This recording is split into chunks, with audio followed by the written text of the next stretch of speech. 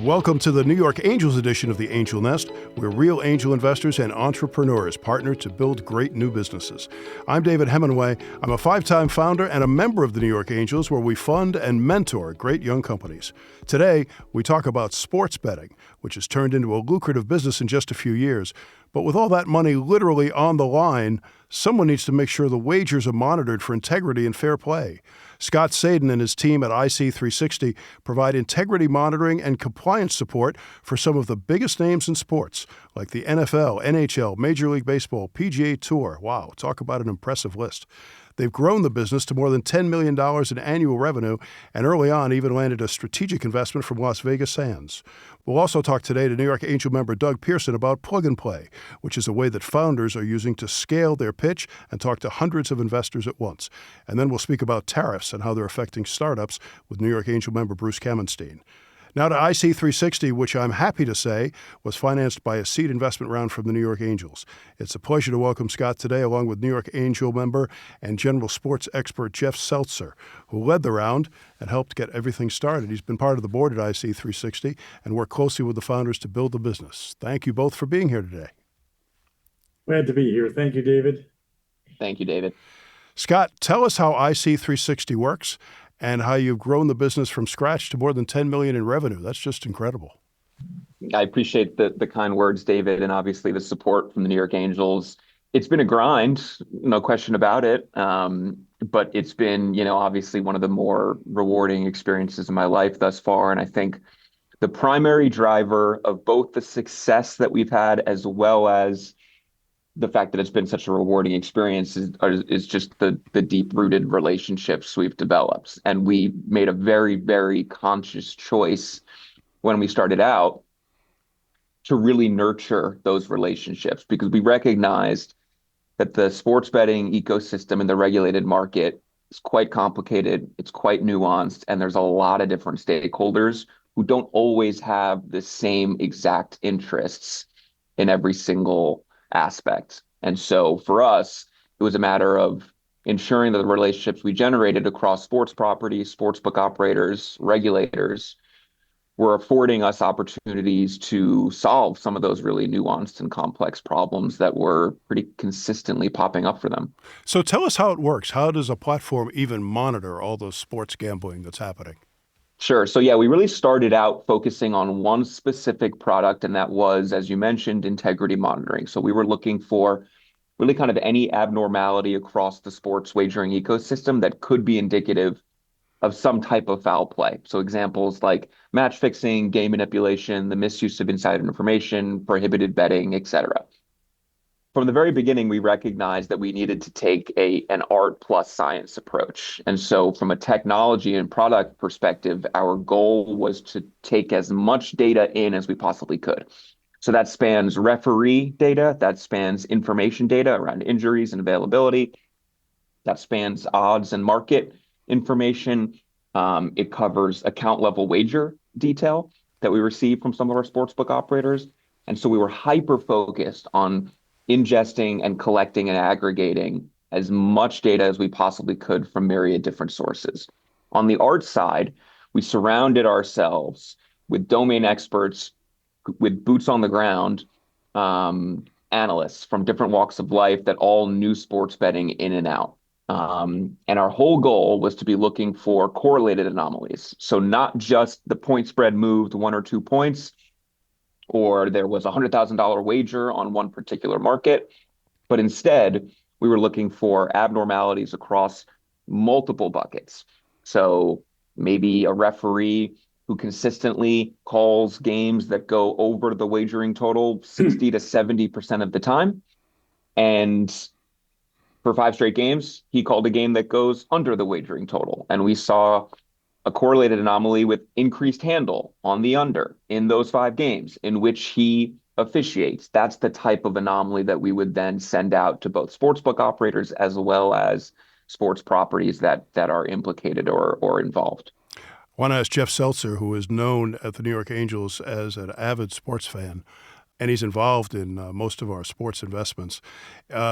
Jeff, what got you involved in IC360? Was it because of the category, or was it the picks and shovel approach that IC360 seems to be taking, or was it Scott, or all of the above? Let's go to the tape, as they say in the sports world. Okay, so we roll it back to the beginning of the pandemic. So everyone is kind of hunkered down.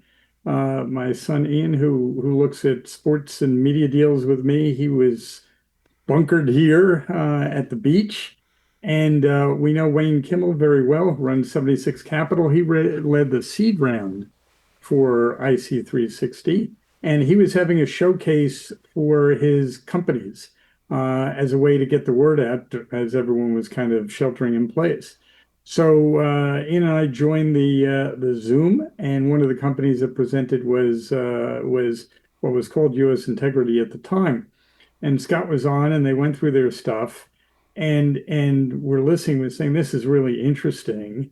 And then Scott went into talking about how you monitor referees and biases of referees, and you kind of have to consider the bias. And Ian and I, we were like, this is fascinating. Now, at the same time, there were no sports, and we never knew whether there was going to be sports again. But we really liked this, so we had another call with Scott, lasted a couple of hours. He took us through the thing, ran through some demos, and we said, this is great. We're going to bring it to New York Angels. So we went through the diligence process, which we led. Our good friend Michael Costa was very, very helpful during this process as well. And we went through it, and the group decided to go ahead because it was so unique. And it was, again, we had done sports investing. We had done one other sports betting deal, but this was investing kind of in the cops instead of necessarily the robbers. Not saying that they're robbers, but kind of the police aspects of it. And a lot of us are fintech guys, so we came out of Wall Street, and we can see the similarities between fintech and Wall Street and betting. And one important aspect, of course, is compliance and monitoring. So this really kind of caught the interest of everyone. And much to the credit of the group, we went through, even though we never knew whether there was going to be sports betting again. And kudos to Scott and the team for convincing us to dive in when we never knew. I think there was like table tennis in Bulgaria. That was only the only sport you could bet on at the time. So. Yeah, it was a strange time for sure. So, Scott, talk about having investors on your board and what that experience was like, and in general, how investors at our stage can be more helpful to founders like you. Well, I remember, as Jeff mentioned, it was such a difficult and precarious time for us. I mean, we were quite literally planning to go to market with the financing right when the world stopped in COVID. And so it was a tough macro environment, of course. The thing that I loved about the New York Angel process, and happens to be the same thing that I, in the moment, hated about the New York Angel process, which was the process, right? So when you're in it, it's hard. But that would be the same for any type of financing process that you're going through at any level, really, whether it's pre-seed, seed, or later. But what I recognized sort of towards the tail end of it was, boy, I hope we get this over the finish line. But even if we don't, the fact that we now have all of our materials aggregated in a way that makes sense, that we're telling a story, it's really helped the company. We now know what we should be focusing on. It's really important to kind of zoom out every now and again and say, from a macro perspective, what's working, what's not, what is the future, where do we want to be in 6 months, where do we want to be in a year? And the process really allows you to answer some of those questions. It really allows you to ask some of those questions.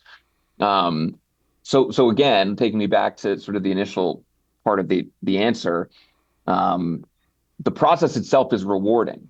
When you're talking to so many different experts from different walks of life who all want one thing, a interesting and profitable investment, you get to really dig into some of those questions that you sometimes forget to ask yourself when you're knee deep in product building or relationship building. So the process is rewarding regardless of the outcome. It truly is. Now, of course, throughout the process, we learned that many of the New York Angels have differentiated expertise in different categories. So whether it's product and technology, artificial intelligence, relationships, introductions into different verticals or areas or industries, or just running a business, starting and running a business, that was obviously very appealing to us because we were still in an early stage. And what exactly we needed from a potential investor was not always clear to us, other than capital. And so the breadth as opposed to depth was very appealing. So, Jeff, we all want good returns from angel investing, of course, but it strikes me in a situation like this where a lot of the payback, a lot of the dividends are really emotional and the satisfaction that you get from helping a company like IC360 grow. Yeah, it's been great. And again, I just want to say that the tremendous faith that our group had in Scott and the team to do this during COVID when we really didn't know whether it was going to do anything. But we ultimately believed that everything was going to be okay and that the sports betting market was going to be huge. And that was also difficult because it was state by state regulation. There weren't a lot of states that are doing that. So what has been great is to kind of there to see this kind of the sports betting market evolved and to see these guys who really, really had a notion and a demo and all whatever it is to become the industry leader, to have all those logos, to have everyone wanting to talk to them, to see articles where they're in the middle of everything is great. And it is a great team. Truly, they have put together great people. So it's a pleasure to interact with everyone. And so we have some fun. Scott, how big can this become? Yeah, I mean, I think we've got grand aspirations, right? Like we from the very beginning, the goal was to leverage integrity monitoring as an entry point that we can build a true reg tech one-stop shop. And so, we want to stay in compliance and regulatory technology, but we always recognized that in order to do true and effective integrity monitoring, you need to cover a wide array of verticals. You're going to need to have some type of AML KYC insight. You're going to have transaction monitoring. You're going to have some kind of geolocation detection and fraud oversight. And so for us, we're very, very good at prohibited betting through Probet, advisory solutions through our consultation division, integrity monitoring through our core competency, education through our e-learning and on-site delivery, Playbook AI, which is our aggregated review of different legislation and procedures and process and statutes and regulation. So we've made incremental progress in our ultimate goal of being a one-stop solution for sports properties, sports books, and regulators. We're not there yet. There's still a long ways to go. There's still a long tail in order to really deliver the efficient solution of every mission critical service that a sportsbook operator, supplier, or sports property needs. Scott Sadin doing a great job building an amazing business, and sounds like you're having a lot of fun doing it. Thanks for joining us today. And Jeff Seltzer, New York Angel member, who you might say is doubling down on IC360. That's exactly right. Thank you, David. Appreciate it. Thanks, David. So while New York Angels will always be focused on New York, of course, we also work with other investors in angel groups from around the country, sometimes even from around the world, and it's all really to source the best opportunities wherever they may be. Now we want to meet Doug Pearson. Doug's a New York Angel member, and he's helping to scale our outreach and our efforts to connect NYA with more founders, improve our deal flow, and work with more investment groups. So Doug, thanks for joining us today. My pleasure. Thank you. I know you've just run a successful plug-and-play event, resulted in some great new investments. Tell us about it, if you would. Well, some people may have attended this as well, but we organized something a little over a year ago to bring together a lot of angel groups that were 10 in the initial trial, 31 in the one we did in May. And the idea was to get a peek at Plug and Play's large cohort of startups in a way that we really couldn't before. Plug and Play does an in-person summit, as they call it, every 6 months. But it's a very difficult thing for angels to penetrate. And this way, we got a way to pick the ones we wanted to see that were the most angel friendly. We brought a big group. That's resulted in some diligence. The first trial run resulted in $2 million and some of investment from Great. the angels. So we think there's something here. Yeah, that's great. It's all changed so much since COVID, right? Now we can invest in anything, anywhere, or all around the world. Yeah, right. That's really helped our deal flow, and Plug and Play and every accelerator for the most part is a physical place. So if your angel group is not in that place, you really don't have access to that those startups unless you do something like we did. It seems like it's a great way for founders to scale their pitch. I think it is. I mean, I can be selfish as an angel and say, we have a lot to bring to the party, but from a founder's point of view, this is human nature. If somebody shows up with a single check to close your round, like a VC might, versus the serial process of meeting enough angels to fill your round, of course you're going to be biased toward the single, simpler process. So I think founders naturally would prefer to get a single check from either a large angel group or a VC. Now we can sync up a number of angel groups around the country and get pretty close to that timeline and then offer an alternative to that founder, which I think is better. Angels can be friendlier investors at that stage and also a lot more helpful in terms of mentorship than a VC might. Sure. What other kinds of events are you working on in order to spread the word and help founders scale their pitches? Well, we want to find other accelerators to do this with. We were approached by Techstars. That's another large one. And so we did a fairly similar event in May with them. And I think we'll repeat both of those. We're trying to find other accelerators that are interested and that are worth doing. We're also hoping, because we've made some friends now in the angel community, that each of them, like New York Angels, has relationships with local accelerators that have strong programs.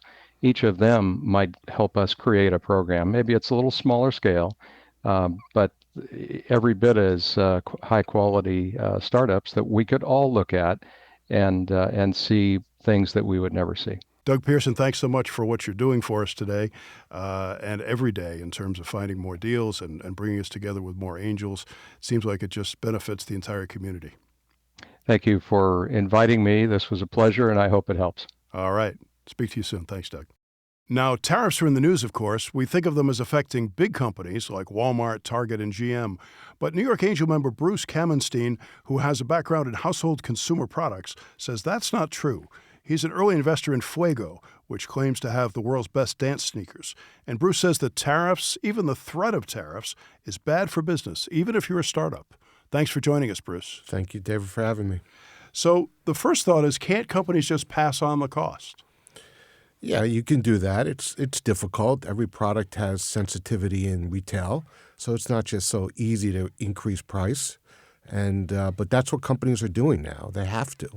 Yeah. It's a combination of increasing price, and it's also dealing with your factories and negotiating better pricing from your suppliers in China or wherever you're making your product.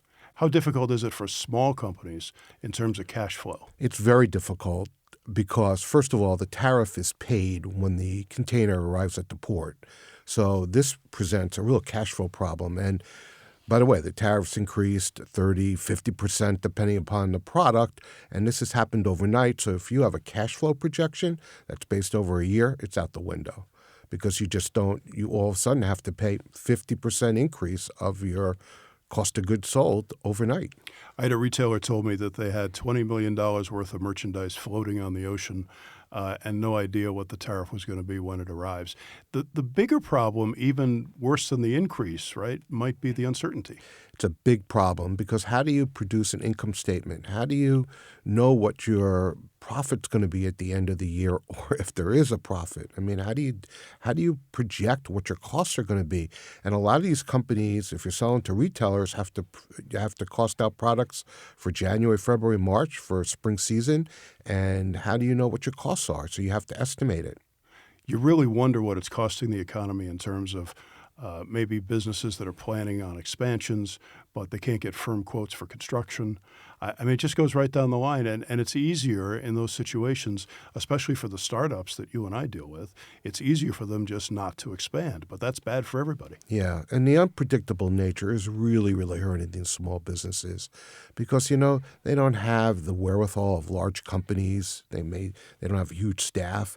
And to reshore the products is just not possible. I mean, to make these products in the United States is generally not really going to happen. So we're doing what's called tariff hopping. We're going to different countries, and that's not easy also. And that's taken away from innovation of these small companies, which really breaks my heart because that's what America's all about, is coming up with great ideas and offshoring and going where it's best to make the product. I'm curious, what brought you to New York Angels? A friend of mine who introduced me. I just sold my company and I wanted something to do, and I love innovation. I love entrepreneurship. I thought this was a great thing for me, and I'm loving it. I really am. I love to see the young founders. I love to see the energy of these companies, and I'm really, really enjoying it. When I first started at New York Angels, I was just so struck by the diversity of expertise in the room. I don't think I've ever seen a business come in to pitch New York Angels where somebody in the group hadn't done it or knew about it or at least knew somebody who'd done it. That's the amazing part of New York Angels, There's always somebody, an expert in any field there, which is great. Bruce Kaminstein, New York Angel member, thanks so much for joining us today. Thanks, David, for having me. You can learn about joining our group or applying for funding for your startup at newyorkangels.com, and you can find contact information for our guest today or reach me with any comments or questions you might have at theangelnest.com. I'd love to hear from you. A reminder that we don't make or recommend investments at The Angel Nest, and this program is for informational purposes only. We produce The Angel Nest with help from Rob Higley. Today, it's Kathleen Conti at the controls of CDM Studios here at the famous Art Deco Film Center building just west of Times Square in New York. I'm David Hemingway. Thanks for listening. So long till next time.